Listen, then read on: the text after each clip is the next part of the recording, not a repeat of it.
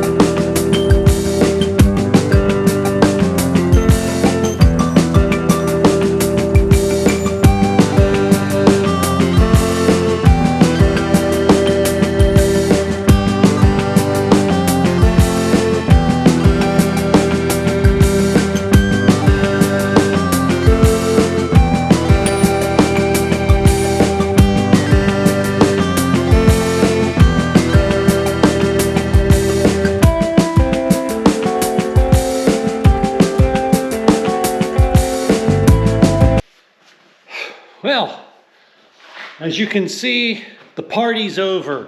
We had a great build for the antenna party. Everything's done. I'm just checking to make sure my soldering iron. You can see my workbench is kind of a mess. We were all using it to get things done, but it went well. My antenna is built. I even had wire for mine, and this is what I have left. Of 150 feet of DX Engineering premium antenna wire. So my antenna is up, everything's in place, and we tuned it a little bit. We messed with the length. We had to trim a little more off. I did cut mine a little bit longer, but we got it dialed in. 80 meters is great on the voice section, and 20 and 40 I'm pretty much good across the band. 10 meters is good. Everything's looking good. Again, this is a 36-to-1, and it's a different winding. Other ways, compared to a 49-to-1, it's a completely different winding. But it looks good. Now, I put it in place where I had my 49-to-1, which I've had forever. So this, I'm going to be using this antenna now. The ARRL sweepstakes started about 8 minutes ago, but I still have some things to do. I can clean this up later. But Augie's been out digging all day. He's muddy. He needs a shower. I'm going to get a shower. We're going to get something to eat, and then we're going to play around a bit more, do something. So I'll let you know how the antenna is working after I've had some time to use it and use it and, make contacts with it and everything. But on my Rig Expert, it looks good. Everything looks good. But until you actually use it, you won't really know. So it'll be a couple of days, and then which would only be a few seconds for you. But then we'll go from there. Hey, this is Tango Oscar Mike saying, I'm not going to end the video here. You're going to see how what I think of the antenna here in a little bit. So see you soon. Hey, it's Tango Oscar Mike, and it's Sunday, the day after the antenna build. I did use the antenna last night, but when we initially tuned it, we had it tuned out here in the yard with probably a 25, 35 foot piece of coax. And I had it hooked to my counterpoise, and we had it tuned up, and it was working on 20, 40, 80, 10, and it looked good. But once I hooked it up to my coax that comes into the house, and that's about a 125 foot run of the DX Engineering LMR 400 or whatever they call it, but it's LMR 400 direct burial. The SWR was terrible. I did find that the jumper I was using from my connection box to the transformer was broken at the bottom of the one of the connectors. So I replaced that, but I was still having trouble. I disconnected the counterpoise out here, which is basically a ground to my ground system, and that made a big difference. So it was then using the coax as a counterpoise, but it was still looked really off. So I did some adjusting, and I was able to, I actually trimmed some more wire off the antenna. I made about 20 trips in and out of the house, checking my SWR from in there. And I got it good on 20 and 40, and I went in and did the ARRL sweepstakes with it and made, I don't know, like 20 contacts last night, and including California, I think British Columbia, Arizona, and a little bit all over the United States. So I was happy with that, but 80 meters was not resonant for me. It was, I think, 4.5 to 1, and I don't use a tuner, so I couldn't use it on 80 meters. 10 meters was off the charts. I couldn't use it on 10. So I got up this morning and was trying a few other things, so I decided to put my 49 to 1 antenna back up. I put it back up and was having trouble getting it tuned, and I'm like, what the heck is going on? I started checking all my connections, and here it looks like my Rig Expert analyzer is having some issue, and I think maybe the connector just needs cleaned or something like that in it. Because once I hooked it up to the radio and started checking SWR, it looked fine, 80 and everything was fine. So I do want to put the 36 to 1 back up and do some more tuning on it and just make sure I just wasn't paying attention to the analyzer. But I believe I checked the SWR with my radio on those bands too, but I'm not sure what was going on. But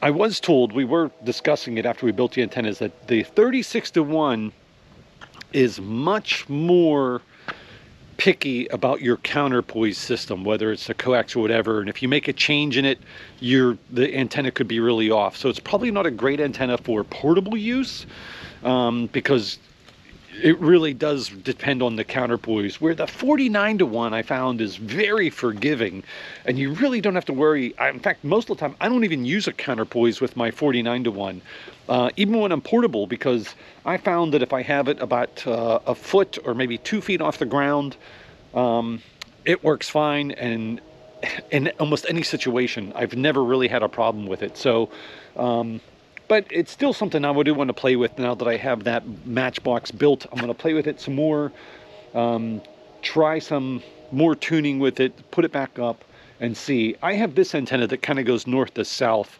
and I do want to get another one that goes east to west, so just to give me that extra little bit of coverage. But I have this in an inverted L, and I seem to get everywhere. I mean, I've been using it for years, and it works pretty good, and I really can't complain. So I have played with a fan vertical before, and I've actually been pretty happy with a 20 meter vertical that I've been using for portable and just out in the yard. So I might try making another wire 20-40 vertical.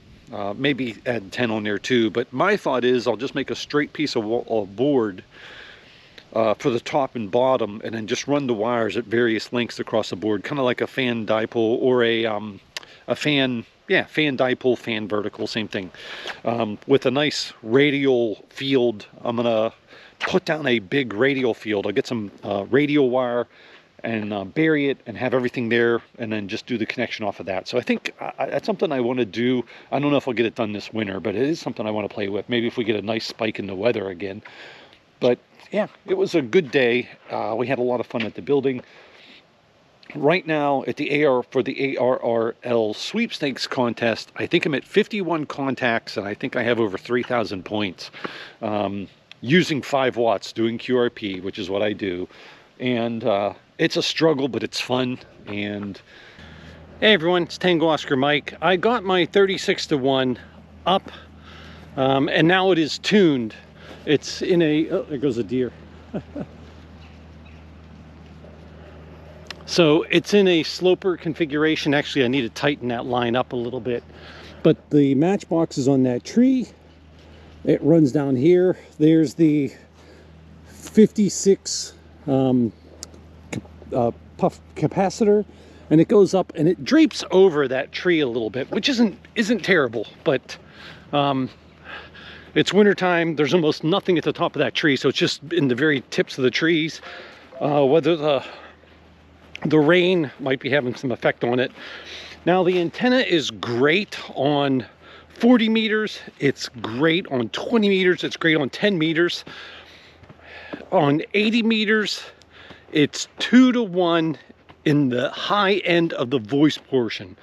I'd like it a little lower, but 2-to-1 isn't bad. I'm QRP, so I try to get the best SWR I can. Let me tighten this up a little bit. So this one is pointing east to west, where my 49-to-1 is pointing the other way. I did cut out of an old scrap piece of wire the 16.5-foot counterpoise. The one I was using was only about 11 foot. So I put the 16.5-foot counterpoise on there, and it didn't seem to make any difference between those two. So take that for what it is. But I had to add wire back onto this because I did cut it short when I was having trouble tuning it. I cut it short, and I added about 6 feet, and I cut all that off except for maybe 2.5 feet that I added. But it's tuning good now. So now I just got to use it for a while and see what I think.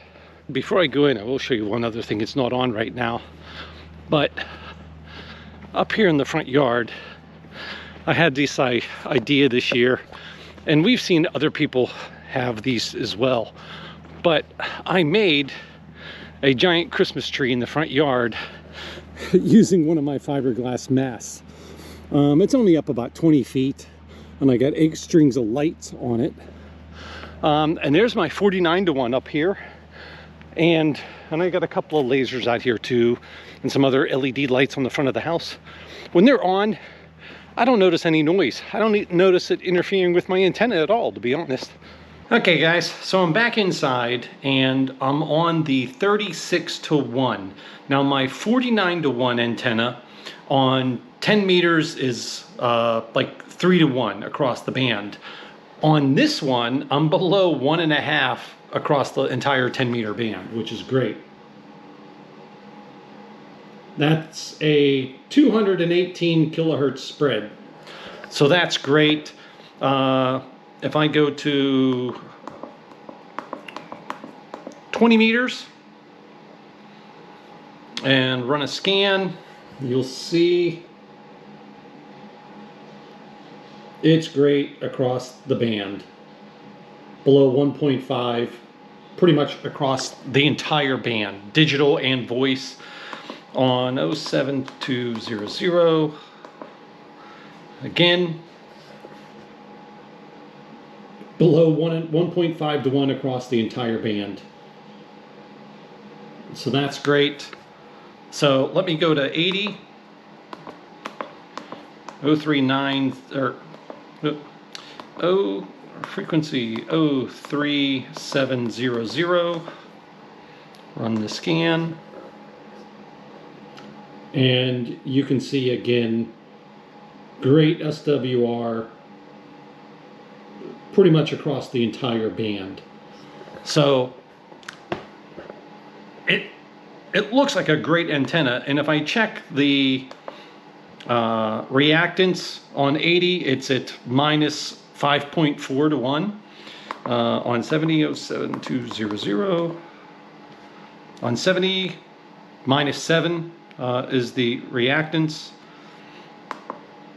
And on 20, it's 1.5 reactance. So I'm happy that I got it tuned. Now I'm going to play with it for a while and see what I get out of it.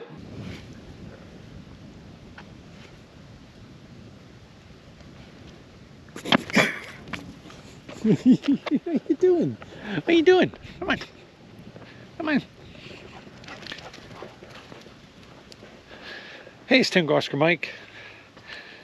So I've had the antenna up for a while. It's actually a pretty nice day today. It's supposed to be like rainy and crappy the next few days, but right now it's pretty good.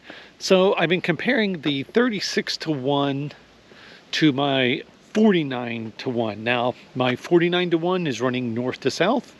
The 36:1 is running east to west in a little bit of a sloper configuration, and the top of that is hanging over a tree.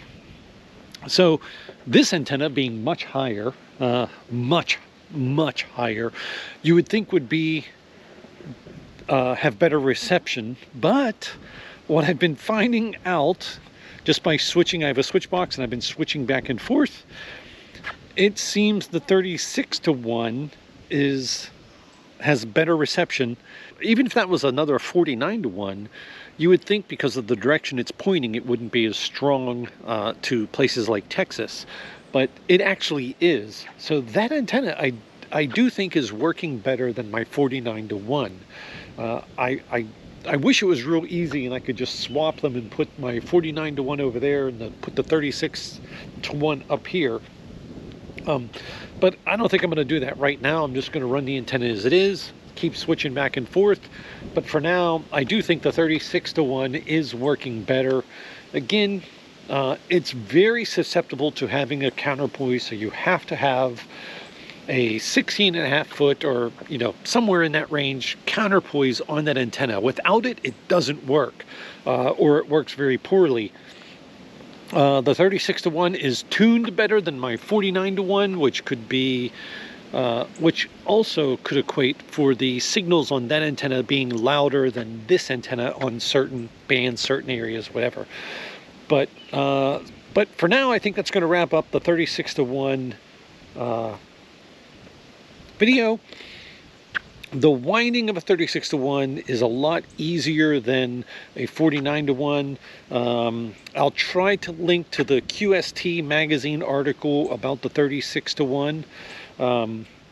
Like I said, I didn't do it. This is our club president put this together for us and got us interested in it, and that's what I'm using right now. I made a few contacts this morning, Parks on the Air, and it's Skywarn Recognition Day, so I made a couple of contacts for Skywarn Recognition Day. But yeah, just trying it out, and so far it seems like it's better. Just from my experience, like I said, this antenna is much higher than that other antenna, and it's running north to south. That one's running east to west, and it still seems stronger at westward. So it's just interesting that's going on. But I'm just outside killing some time, hanging out here with my best buddy. Yes, you are. Yes, you are. You my best buddy. You my best buddy. That's a good boy. You see any squirrels? You see any? I see any squirrels?